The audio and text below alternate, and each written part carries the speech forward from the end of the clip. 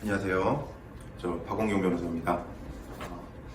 저번 시간에 이어서 저번 시간에는 그 경찰 출석 통보 전화를 받았을 때 곧바로 출석할 것이 아니라 우선 시간을 확보해라 라는 부분을 설명을 드렸고, 그럼 그렇게 확보한 시간 동안 여러분들이 어떤 준비를 해야 될지, 경찰 출석 조사 전에 여러분이 준비해야 될 사항에 관해서 설명드리도록 하겠습니다. 제일 먼저 혐의 내용을 좀 파악을 하셔야 됩니다. 혐의 내용, 내가 어떤 범죄 혐의로 경찰 조사를 받아야 되는지를 알고 있어야지 대비를 할 수가 있겠죠. 혐의 내용을 그러면 어떻게 파악을 할 수가 있을까요? 경찰에서 출석 통보를 하면서 이러한 혐의로 이런 일로 혹은 누가 이렇게 신고를 해서 출석하셔야 됩니다 라고 통보를 받으셨을 것입니다. 경찰에서는 간략히만 이제 혐의 내용을 설명해 줄 뿐 자세한 내용을 설명해 주지는 않습니다. 그 내용은 수사 기밀이기 때문이죠. 이 내용을 모두 여러분에게 알려준다라고 한다면 그 내용에 대비를 할 수도 있고, 또 사실과 다르게 허위로 진술할지도 모른다라는 부분이 있기 때문에 수사 내용은 기밀이고 자세한 혐의 내용을 알 수가 없습니다. 결국 여러분은 이 부분을 어떤 단서들을 보고 추측을 하거나 추론을 할 수밖에 없는 것이겠죠. 그 방법들에 관해서 좀 설명을 드리겠습니다. 우선 경찰이 알려주는 간략하지만 그 대화 내용 속에 있는 부분들을 힌트라고 생각을 하고 이걸 바탕으로 해서 좀 추론을 해보시는 게 가장 중요한데, 그럼에도 불구하고 혐의 추론이 어렵다. 그럴 때는 어떻게 해야 되는가를 생각을 해봐야 되는데, 당연히 경찰 조사 받을 일을 여러분이 스스로 알고 있어야 되지 않느냐라고 생각할 수도 있겠지만, 여러분의 마음에 걸리는 일이 한두 가지가 아닌 경우도 있을 수 있겠죠. 예를 들어서 인터넷으로 여러 여성분들을 만났다라든지, 아니면 조건 만남을 만약에 했다, 여러 명이랑 했다라고 한다면 그 중에 어떤 혐의로 경찰 조사를 받는 것인지는 자세히 모를 수가 있습니다. 그렇다고 이제 경찰한테 이렇게 여러 명이 있는데 그 중에 누군가요? 이런 여러 번 조건 만남이나 성매매를 했는데 그 중에 누군가요? 이렇게 말을 하기도 좀 곤란하겠죠. 괜히 혐의 내용만 추가가 될 가능성도 있기 때문에 그와 같은 방법 어려울 수밖에 없습니다. 결국 경찰에서 소환 요청 전화를 받게 된다라고 한다면 다음 네 가지를 가장 염두에 두고 주의를 하시는 게 중요합니다. 가장 첫 번째, 담당 수사관이 하는 말을 숙지하셔야 됩니다. 조금 전에도 말씀드렸죠. 보통 언제 무슨 일, 최소한 날짜나 혹은 어디서 있었던 일, 장소 정도를 출석 통보하면서 얘기를 해주는 경우가 있습니다.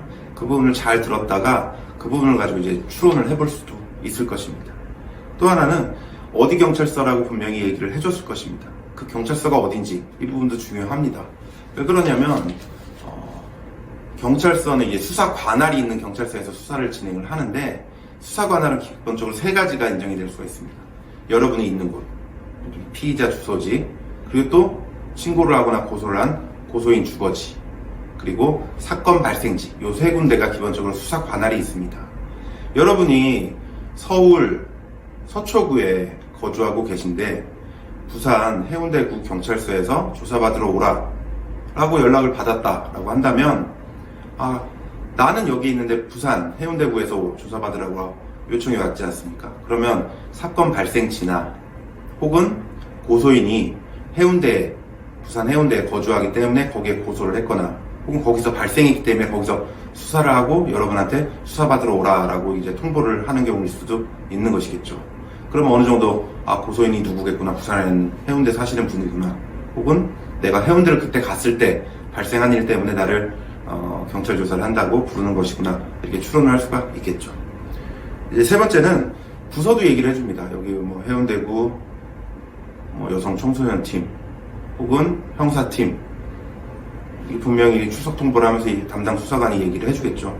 이 담당 부서에 따라서 수사하는 어떤 죄명이나 내용들이 달라집니다. 그래서 형사팀이다 라고 한다면 협박, 공갈 이런 죄들이 가능하겠고, 수사팀이나 혹은 지능범죄팀, 경제팀 이런 데면 경제범죄, 사기사건이나 횡령사건 요거 때문이구나 라고 예상을 할 수가 있겠고, 또 여청 수사팀이라고 한다면 성범죄, 성폭력범죄로 내가 수사를 받게 되는 것 때문에 연락을 줬구나 라고 예상을 할 수가 있겠죠.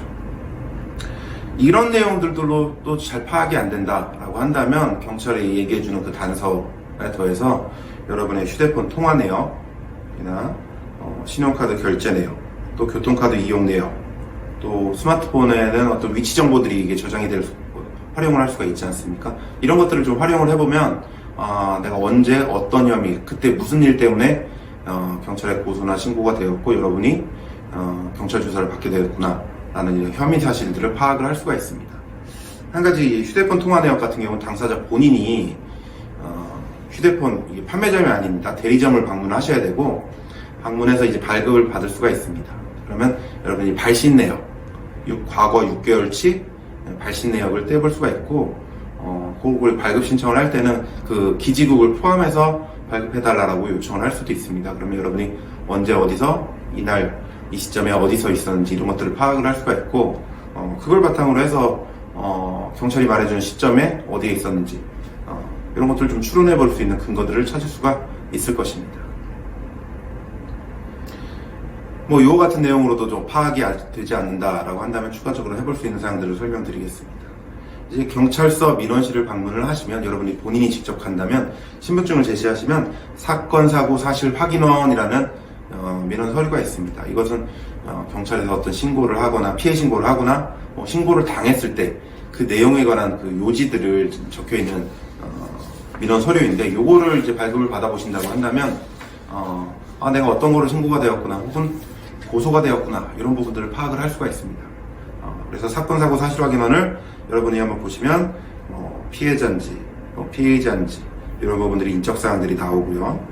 그리고 피해 일시 신고를 하거나 고소를 했다면 거기 적힌 피해 일시 시간까지도 보통 기재가 되어 있습니다. 그리고 또 피해 장소 어느 지역이었는지 이 부분도 나오고요.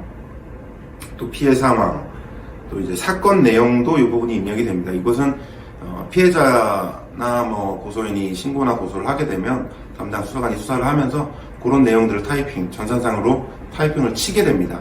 그런 내용이 아주 요지라고 볼 수 있겠죠. 그래서 피혐의자는 언제 어디서 어떤 행위를 해서 어떤 범행을 저질렀다 이런 간단한 요지 정도는 이게 파악이 될 수가 있습니다. 그리고 또 하나 그 바로 아래 접수 신고 일시 이게 기재가 되어 있는데 그럼 언제 이 사건으로 신고나 고소를 했는지 이런 것들도 이제 파악을 할 수가 있는 것이죠. 곧바로 신고를 했는지 좀 시간이 지나서 신고를 했는지 이런 것들도 파악을 해볼 수가 있습니다. 그래서 이와 같은 서류들은 전산상 입력이 되어 있다면 굳이 해당 경찰서를 방문하지 않더라도 여러분이 계신 주거지관할 가까운 경찰서 민원실을 방문하시고 본인임을 신분증으로 확인해 주시면 발급을 받으실 수가 있습니다. 자, 이것에 더해서 만약에 피해자가 고소를 한 사건이다 라고 한다면 그 고소장도 여러분들이 확보를 해서 읽어본 이후에 경찰 조사에 임할 수 있는 방법도 있습니다. 이 고소장 같은 경우는 이제 정보공개 청구, 경찰서 단계일 때는 정보공개 청구의 방법으로 진행을 하게 됩니다. 제가 사이트나 이 부분을 좀 소개를 해드릴 텐데, 정보공개 포털 사이트, 여기 이제 가입을 하셔야 되고, 로그인도 하시고, 청구 신청, 청구서 양식, 이런 것들을 입력을 하게 됩니다. 그래서 청구 주제는 행정, 재정, 이렇게 선택을 하시면 되고, 제목은 간단하게 적으시면 됩니다. 상대방이 제출한 고소장에 대해서 정보공개 청구를 한다 라고 적으시면 되고, 청구 내용도 고소장 열람, 어떤 고소장이 어디 경찰서 어디에 접수가 되었기 때문에 이 사건 파악하고 싶어서 정보공개를 해달라 간단히만 적으시면 됩니다. 그리고 이제 본인 또 신분증, 이게 본인만 이제 정보공개를 할 수가 있는 것이기 때문이죠. 또 만약에 개인이 아니라 법인이다 라고 한다면 사업자 등록증 같이 신분증 확인할 수 있는 문서를 여기 사이트에서 캡처를 하시던지 이렇게 해서 첨부를 하시게 되면 전산상으로 이제 정보공개 청구를 하실 수 있게 되고, 그래서 직접 방문해서 받을 수 있는 방법도 있는데 편하게 이제 전자파일을 선택하시면 방문하지 않고 여기 사이트 상에서 PDF 전자문서로 이제 문서를 수령하실 수도 있습니다. 그리고 또 요런 보통 처리 기한은 공휴일 등 공공기관이 쉬는 날을 빼면 한 10일 정도, 10일 이내에 보통 이제 처리를 해주도록 되어 있습니다. 그래서 그런 내용들을 일일이 확인해 볼 수가 있고, 또 필요한 경우 여기 일부 비용 같은 경우는 수수료나 이런 것들도 결제를 하시게 되면 최종적으로 받아서 확인하실 수가 있습니다. 근데 주의하실 점은 정보 공개 청구를 통해서 고소장을 확보했다라고 하면 요 내용이 고소 내용이구나, 요걸로 수사받는구나 라고 이제 보통 단정을 지을 수가 있는데, 그건 아주 요지입니다.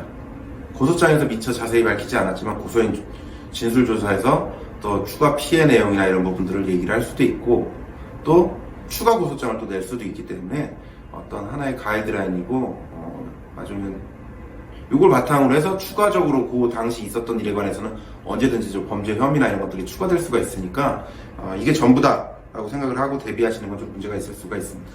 그 부분을 좀 염두에 두실 필요가 있을 것 같고, 자, 혐의 내용 추론을 충분히 하시고 본인이 또 뭐 통화 기록이든 이런 것도 떼보시고, 또 사건 사고 사실 확인원도 발급해 보시고, 고소장도 발급해 정보 공개해서 받아보셨습니다.